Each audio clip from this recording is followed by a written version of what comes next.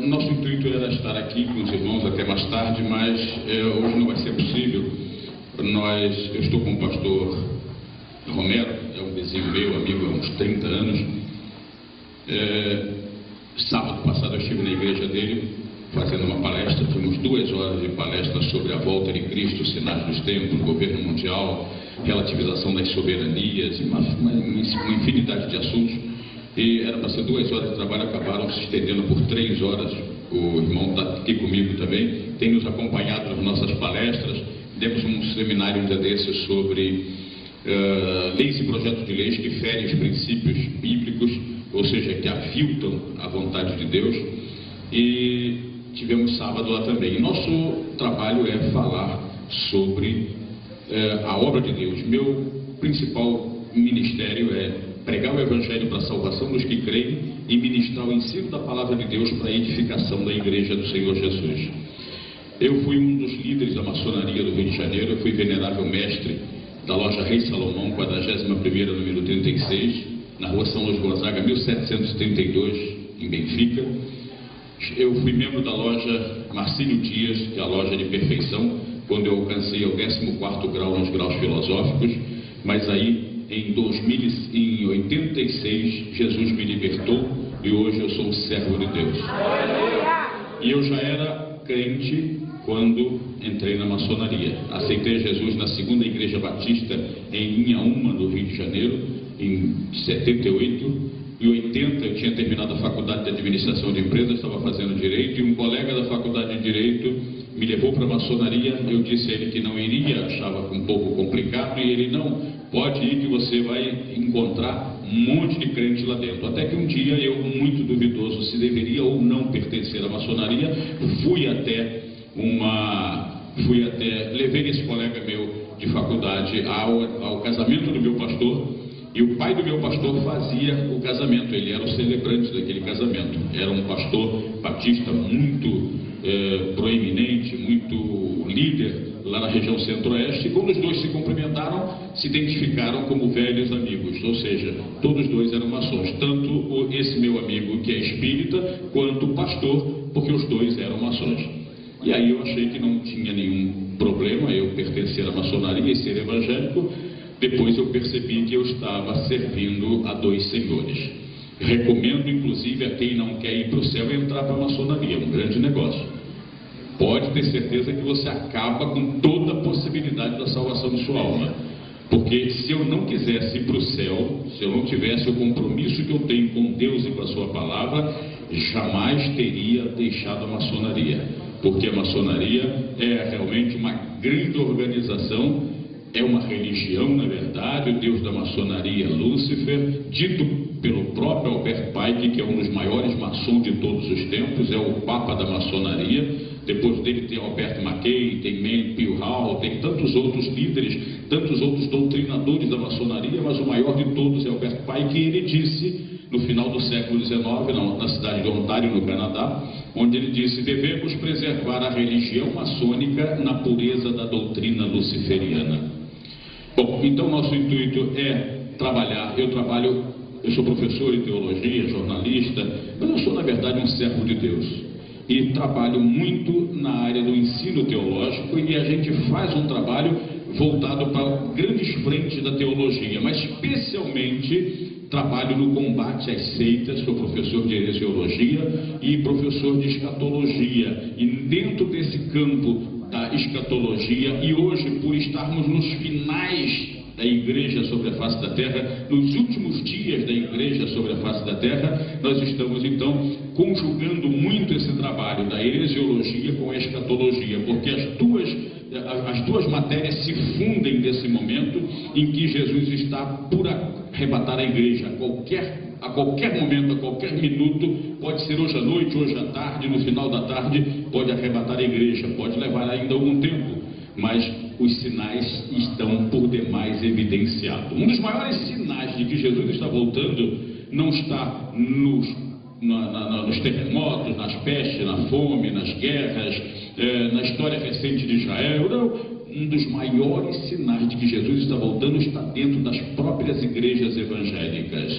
Nós estamos vivendo o tempo da apostasia, o tempo do surgimento dos falsos profetas, dos falsos mestres no nosso meio. Como diz o apóstolo Pedro, esses falsos mestres, os quais introduzirão dissimuladamente heresias destruidoras, até o ponto de negarem o soberano que os resgatou. A gente vê o apóstolo Paulo falar na primeira carta a Timóteo, capítulo 4, segunda carta, capítulo 4, e há uma série de outras referências bíblicas que mostram que um dos maiores sinais está exatamente dentro da igreja. Hoje não se persegue a igreja matando crente.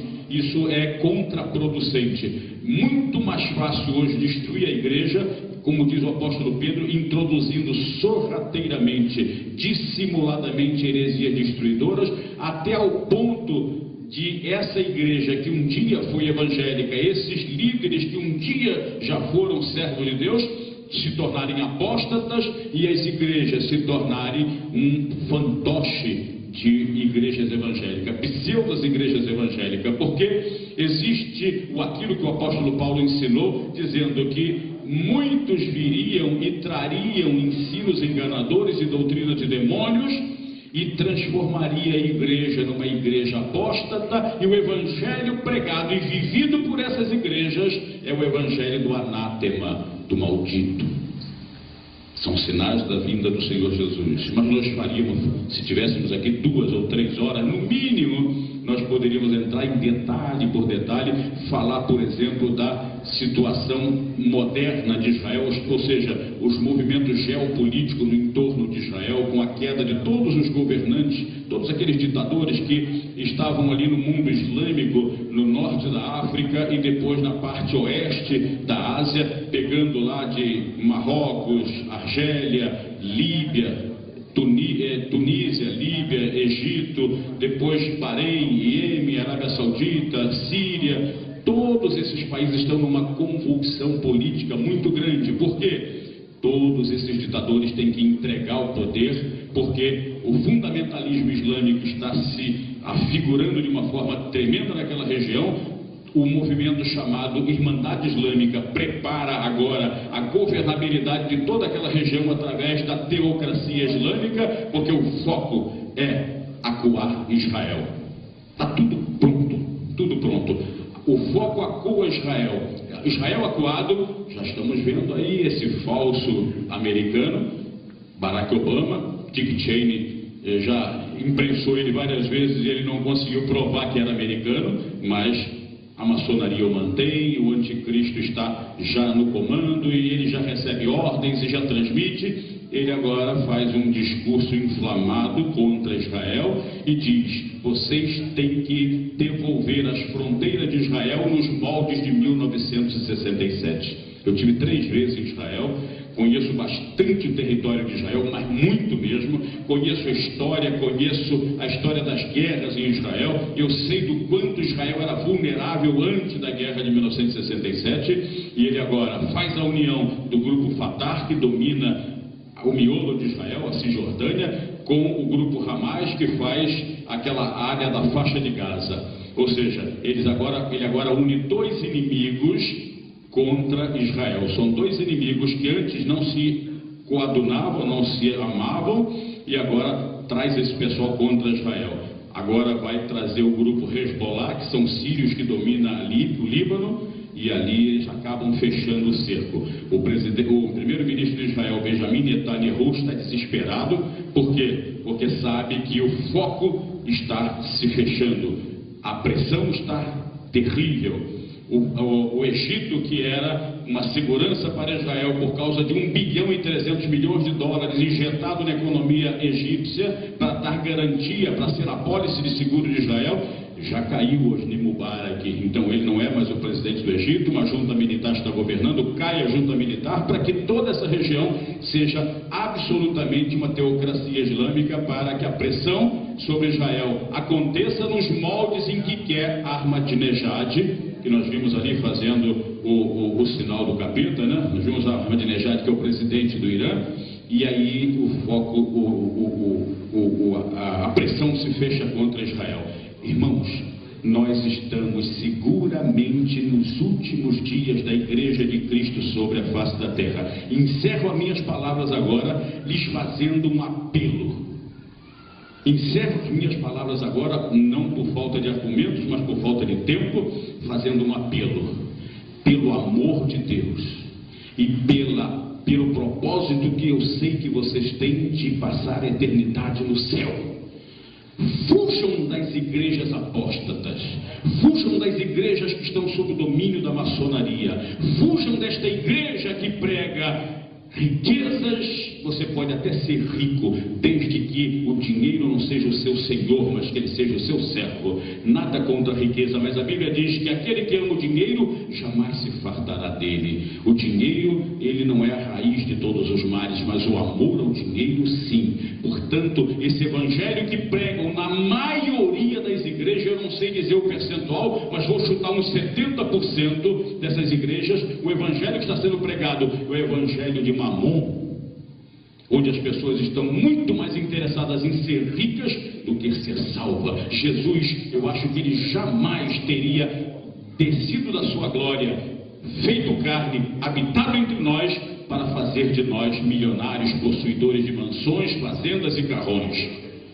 Ele disse que ele veio buscar e salvar os que se haviam perdido. Aleluia! Eu sou um desses perdidos que o Senhor salvou. Eu troquei uma das maiores carreiras de um cidadão brasileiro. Eu poderia hoje eu estava numa carreira meteórica para ser o grão-mestre do estado do Rio de Janeiro. Como o apóstolo Paulo fez, considerou tudo o que ele era. Nós não vamos descrever quem era o apóstolo Paulo, vocês sabem. Mas ele disse, considerei tudo refúgio por causa da sublimidade de Cristo. Portanto, hoje eu sou um servo de Deus, um pastor, que estou focado no céu, em Jesus Cristo. Sou um homem de Deus que prego e procuro o melhor que eu puder fazer em viver a palavra de Deus. Morri para o mundo, para viver com Cristo a eternidade. Rompi com Satanás, rompi com o sistema. Sou perseguido, jurado de morte, processado, mas estou vivo e estou sobrevivendo, estou indo. No dia em que eu rompi com a maçonaria, exatamente no dia que eu entreguei o meu requerimento de desligamento, não vou te dar detalhes agora, mas ao sair do templo naquela noite, pela última vez, eu botei os pés num templo maçônico em 1986, quando eu saía do templo, antes de galgar o portão que dava acesso à rua, uma senhora, não vou dizer o nome por uma questão até de ética, mas uma senhora que foi presidente do departamento feminino quando eu era o venerável mestre daquela loja, chegou na minha frente, me aviltou e disse, te prepara, o grande arquiteto do universo vai acabar com você, vai te destruir, vai te perseguir, vai tomar tudo que você tem. Eu disse, o meu Deus é maior do que o seu grande arquiteto. Deus os abençoe, irmãos. Fique na paz.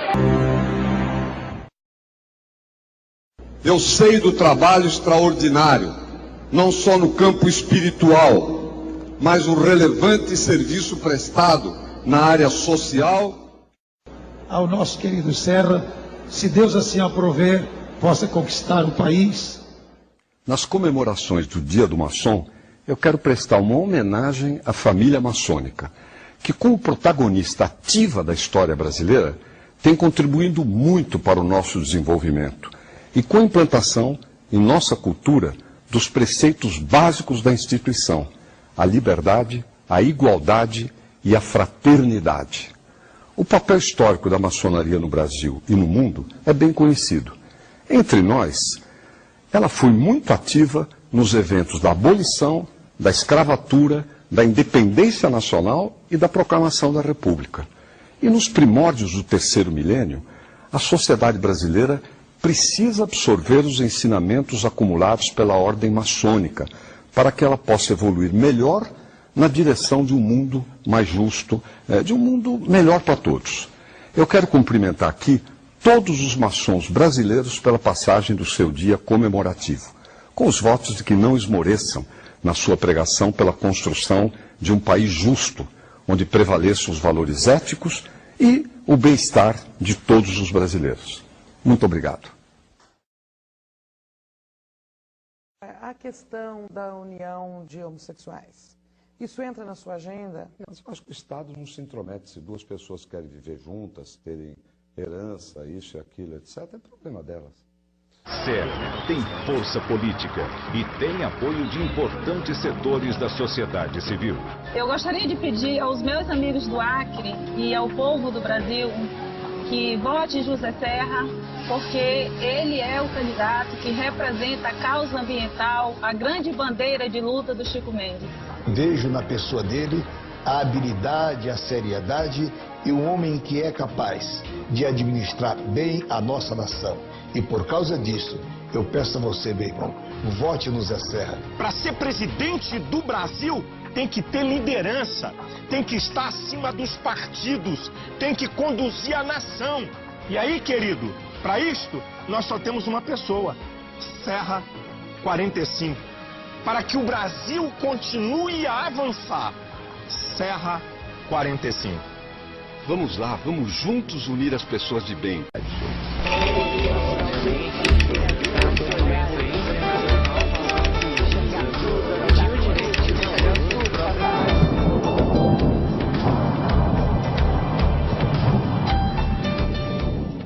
Eu quero começar essa esquina do mundo sem chamar ainda notícias televisivas. Quero iniciar com uma palavra ao Silas Malafaia. Podem mandar para ele me vê sempre, não consegue não me ouvir. Ouça mais essa, seu Silas. O que esse safado tá falando, Chico? Aqui tem Porque até só te dando uma surra, Silas. Tem até aqui o link da matéria. Líder evangélico ataca a Marina e anuncia apoio à Serra. Há 6 dias da eleição, o pastor Silas Malafaia, da Assembleia de Deus Vitória em Cristo, acusou ontem a presidenciável Marina Silva de dissimular suas ideias sobre a liberação do aborto e da maconha, e anunciou apoio a José Serra. Você é um mentiroso, Silas, olha aqui pra mim. Podem mandar pro mundo inteiro. Você, Silas, é mentiroso, safado. Eu tô acompanhando a tua história com a Marina, ó. Você fugindo dela, sim, bandeirou pra Dilma, se agora é pro Serra. Teu negócio é outro, é grana, seu comedor de dinheiro, de britadeira de grana, mentiroso, interesseiro e safado. Pela primeira vez na sua vida, seu safado, mentiroso, venal, que vende a alma a toda grana e a todo oportunismo. Me ouça pela última vez, seu mentiroso. Você não quis nem conversar com a mulher. Fugiu dela em Vitória. Mandaram, ela pediu para conversar contigo. Queria ir no seu programa para dar uma entrevista por sugestão minha. Para você fazer as perguntas que você quisesse a ela. Há 4 meses atrás, Silas. Ela estava lá em Vitória e você também. E você fugiu para lá, fugiu para cá. Pensa que eu não sei? Assessores dela foram falar com você e você disse que não queria entrevistá-la. Não queria ouvir a verdade, sabe por quê? Ela é contra isso, Silas. O partido dela, assim como o PT, tem políticas maiores. Você já se enrabichou todo com o Lula e com a Dilma. Você que vivia dizendo que ele era o capiroto. Bastou ele virar presidente da República, que se tornou seu presidentezinho, e você queria ter um lugarzinho lá, sentado no Conselho da Presidência de Segurança Alimentar da Presidência da República. Não é, seu mentiroso, oportunista. Andou na saia da Dilma, agora está com alguma expectativa ou não se deu bem lá com a Dilma, porque o José Wellington pegou a Dilma e a Assembleia de Deus Geral fechou com a Dilma. E você está achando que a Marina não vai ganhar, está querendo fazer carreira com o Serra. Agora, cuidado, porque você está mexendo com uma mulher santa, meu irmão. Santa, meu irmão. Não é o Macedo, não. É a Marina. De Deus. Eu conheço. Ela não quer nada com maconha. Ela não quer nada com a liberação do aborto. Agora, você ficou junto com o presidente da República que advoga explicitamente tudo isso. E o teu problema não é esse, porque você sempre soube que o Macedo era em favor do aborto, mas enquanto ele pagou $40 mil por mês para você durante 4 anos, você ficou lá. você fica se a grana rolar. É só isso que eu tenho a dizer a um safado como você. Se eu encontrasse com você, você ia sair correndo. Você não tem coragem nem de me olhar na cara, rapaz. Frouxo, covarde e mentiroso. Acredita em você só esses alienados. Porque quem tem um pingo de bom senso e lembra pelo menos do dia de ontem, se não quiser lembrar dos últimos 30 anos da tua vida, sabem que você é um oportunista venal, sórdido. Enquanto não se converter, vai ficar chamando juízo sobre si. E hoje você chamou juízo brabo. No tempo que vocês já faziam isso, que vocês estão fazendo com a Marina agora, acerca do Lula, já era um horror. Agora você mexeu em coisa santa, botou o pé num lugar santo. Se fosse você, eu ia para o quarto pedir perdão. E amanhã lavava a boca publicamente. Do contrário, meu irmão, não tem nenhuma dúvida sobre o que eu estou lhe falando. Preste atenção. Vem juízo de Deus a cavalo sobre você. O resto é contigo. O que eu tinha de dizer está dito para sempre, Silas Malafaia. E aí, Chico? Amém.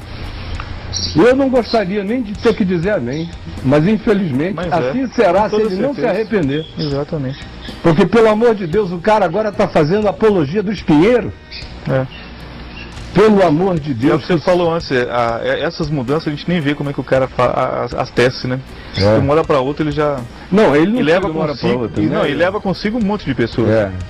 Ele eu ainda conheci querendo ser crente com 18 anos, mas com 24 estava estragado, porque já vim de uma família estragada. 4 gerações de pastores da Assembleia de Deus, quem é que fica sadio aí dentro? Só se o cara pular fora, senão ele não desce, ou fica doido de perversidade, de oportunismo, igual a ele. O Silas é um cara que, sinceramente, eu confio mais num bicheiro do que no Silas. O Silas não conhece a Deus, ele aprendeu a papagaiar o Evangelho, mas ele não tem nenhum temor de Deus no coração, não tem. Um cara que tem temor de Deus no coração não fica brincando como ele brinca, é porque vocês são todos uns alienados. O Tico não fala nem com o Teco. Faça uma pesquisa na vida do Silas Malafaia, veja quantas vezes ele já mudou de opinião na vida por causa de grana. Mas você não sabe por que ele mudou? Não foi revelação, ele nunca teve revelação de nada. Revelação dele é grana, é real, é dólar. Aí ele tem uma revelação extraordinária, ele vai para qualquer lugar, ele tenta justificar a nova posição, seu safado. Só batendo na cara, antes você apanhasse de mim do que do juízo que vem sobre ti, Silas. Cuidado, meu irmão. E olha, eu estou falando sério e vivo diante de Deus com as consequências do que eu estou falando, e ele tem misericórdia de mim, se em minha intensidade estiver fora de propósito. Mas o que eu sinto dentro de mim é a força do Espírito de Deus dizendo: Silas, o juízo de Deus vem sobre ti. Abraçaste o espinheiro, rejeitaste a macieira, a oliveira e a figueira. Viva com as consequências, coma mandacaru o resto da sua vida. Vai sair por um lugar onde rima. Agora, meu irmão, Daniel, vamos ver o que está acontecendo nesse planeta do Silas Malafaia. Agora, por outro lado, eles cavaram as terras bíblicas com Flávio Josefo de um lado e a Bíblia do outro. Tudo que acharam baseado num testemunho humano escrito na Bíblia. Depois que acharam o suficiente, agora o que está dito da Bíblia já não serve, se eles não acharem mais coisas. Aí dá vontade de espancar, como dá vontade de espancar o Silas Malafaia. E já que o pessoal aí não se... A maioria foi continua atolado no Malafaia sem Jesus, o documentário aqui era Jesus antes de Cristo. Esse aqui é o Malafaia sem Jesus. E ainda tem gente aí dizendo que ele, tentando justificá-lo, que ele foi ao site, deu uma explicação de mudança de voto. Sim. Mentirinha! O Lula é mais a favor dessas coisas todas do que diz, mas muitos milhões de vezes ele estava lá com o Lula. Antes do Lula ser presidente, eu disse, ele se uniu ao Macedo para endiabrar o Lula. Era foto do Lula, charge do Lula com chifre, tridente, diabo. Ele era o que mais pregava sobre a diabolice do Lula. Aí o Lula virou presidente, ele estava lá já, beijando a mão, querendo um lugar, brigando, pessoas do Planalto. secretário do Lula, me disse: o Silas Malafaia fica aqui enchendo o saco, querendo ter algum lugar, algum comitê para ele participar, para se sentir importante. Seu Silas, tá pensando que eu não fico ouvindo? Onde é que você bota o papelzinho picado com o qual você limpa esse bundão mentiroso e venal e vendável? Sei da tua vida mais do que você imagina, seu moleque. Agora, mudaram os interesses. Como José Wellington fechou com a Dilma, e quem manda na Assembleia de Deus é a Convenção Geral do pastor José Wellington, e o Silas foi expulsado de lá depois de ter feito aquela traição ao Samuel Câmara. Quem quiser votar em mim, só vote se for para o serviço do Samuel. Aí não elegeram Samuel, mas ele ganhou votos para ganhar do vice do segundo lá, do oponente. Aí ele disse que não aceitaria sob hipótese alguma, aceitou ser vice do Wellington. Aí o bicho cantou lá dentro, porque eles se odeiam mais do que o diabo odeia a cruz, um ao outro. Aí ele espirrou de lá, que não tinha clima, dizendo que estava saindo por razões pessoais, que nada, é porque viu que não tinha clima para tomar o poder, que era o negócio dele depois. Como José Wellington fechou com a Dilma, ele, meu Deus, a Marina, ele não quer nada com a Marina, porque a Marina é crente. Com a Marina não tem maracutaia, Silas, por isso ela não te serve. Com a Marina não adianta lá dizer: eu sou evangélico, Marina, me arranja um canal de TV. Não, ela vai dizer: escuta, entre na fila. Não serve para você, ela não trabalha na contravenção, entendeu? Por isso não te serve. Não te serra nem te Dilma. A Marina não te serve. Não serve aos evangélicos todos que estão com a Dilma, é porque a Marina não serve. Já sabem que ali não tem maracutaia, não tem jogada, não tem rádio para ganhar só porque é crente, não vai ser despachante de igreja, vai ser governante do Brasil, vai ser uma proponente de políticas de vida para o planeta. Agora você vem com história de fimose, de maconha e de aborto, mentira. Aborteiro é o Lula, que já fez. O que ele põe para dentro só Deus sabe, o que ele bebe, o que ele cheira ou qualquer outra coisa mais, mas é problema dele. O Serra, você está pensando que o Serra não serra, meu mano? Serra geral. E quem está hoje discutindo mais do que ninguém a legalização da maconha, seu Silas, já que isso te incomoda tanto, é o presidente Fernando Henrique Cardoso do partido do seu candidato. E o Gabeira, que fuma e não nega, não está tocando no assunto. E a Dilma, que não fuma e não fala no assunto, está sendo fumada por você, seu covarde. Só porque ela é fininha, você gosta de um finólio escondido, hein? Tu gosta de um finólio, rapaz.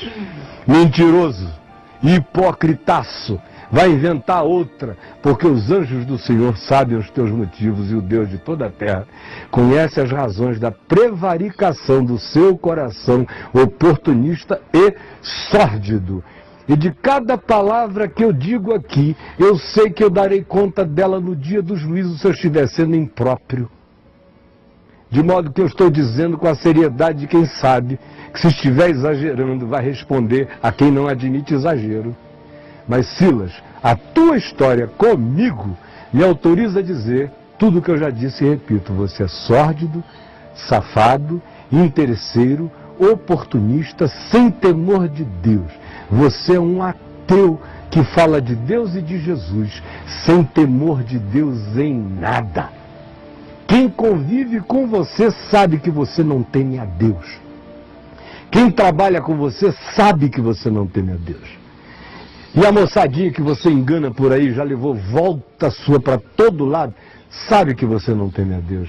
Você é apenas o homem do negócio. Como não deu para ser ratinho na televisão, resolveu ser essa ratazana evangélica horrorosa e que está à venda, por sinal.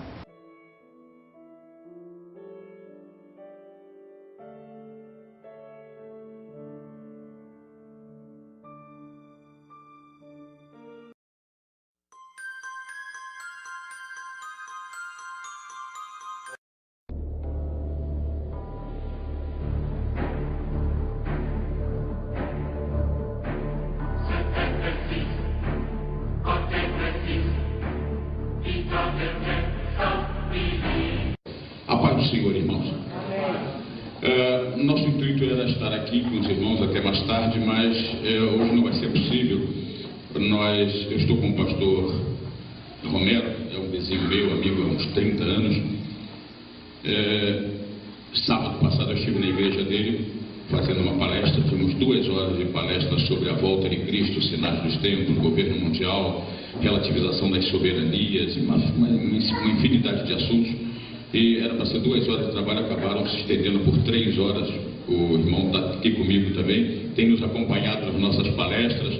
Demos um seminário um dia desses sobre leis e projetos de leis que ferem os princípios bíblicos, ou seja, que aviltam a vontade de Deus.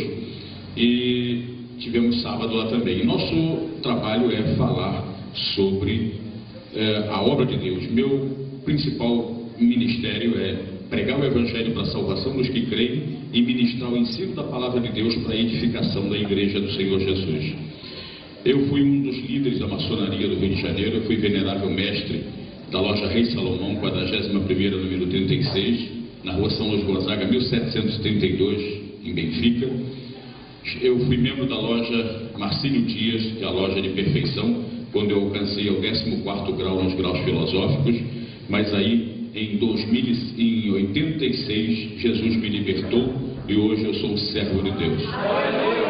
E eu já era crente quando entrei na maçonaria. Aceitei Jesus na 2ª Igreja Batista em Inhaúma, no Rio de Janeiro, em 78. Em 80 eu tinha terminado a faculdade de administração de empresas, estava fazendo direito, e um colega da faculdade de direito me levou para a maçonaria. Eu disse a ele que não iria, achava um pouco complicado, e ele: não, pode ir que você vai encontrar um monte de crente lá dentro. Até que um dia eu, muito duvidoso, fundem desse momento em que Jesus está por arrebatar a igreja.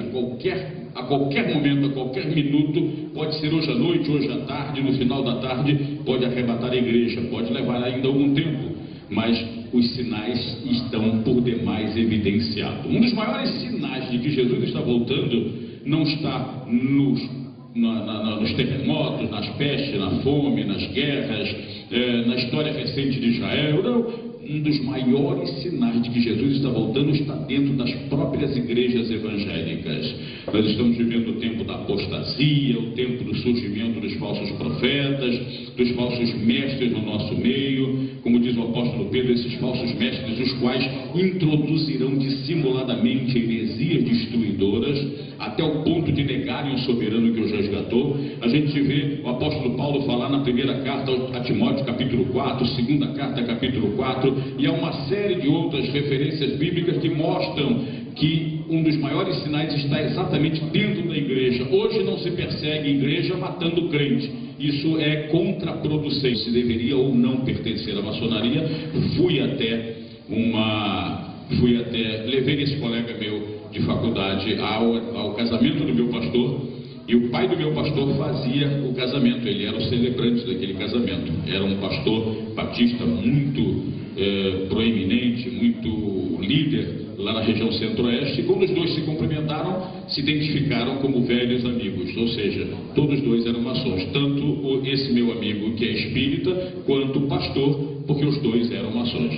E aí eu achei que não tinha nenhum problema eu pertencer à maçonaria e ser evangélico. Depois eu percebi que eu estava servindo a 2 senhores. Recomendo, inclusive, a quem não quer ir para o céu entrar para a maçonaria, é um grande negócio. Pode ter certeza que você acaba com toda a possibilidade da salvação de sua alma. Porque se eu não quisesse ir para o céu, se eu não tivesse o compromisso que eu tenho com Deus e com a sua palavra, jamais teria deixado a maçonaria. Porque a maçonaria é realmente uma grande organização, é uma religião, na verdade. O deus da maçonaria é Lúcifer, dito pelo próprio Albert Pike, que é um dos maiores maçons de todos os tempos, é o papa da maçonaria. Depois dele tem Albert Mackay, tem Manly P. Hall, tem tantos outros líderes, tantos outros doutrinadores da maçonaria, mas o maior de todos é Albert Pike, e ele disse, no final do século XIX, na cidade de Ontário, no Canadá, onde ele disse: devemos preservar a religião maçônica na pureza da doutrina luciferiana. Bom, então nosso intuito é trabalhar. Eu sou professor de teologia, jornalista, mas eu sou, na verdade, um servo de Deus. e trabalho muito na área do ensino teológico, e a gente faz um trabalho voltado para grandes frentes da teologia, mas especialmente trabalho no combate às seitas. Sou professor de heresiologia e professor de escatologia, e dentro desse campo da escatologia, e hoje, por estarmos nos finais da Igreja sobre a face da Terra, nos últimos dias da Igreja sobre a face da Terra, nós estamos então conjugando muito esse trabalho da heresiologia com a escatologia, porque as duas matérias se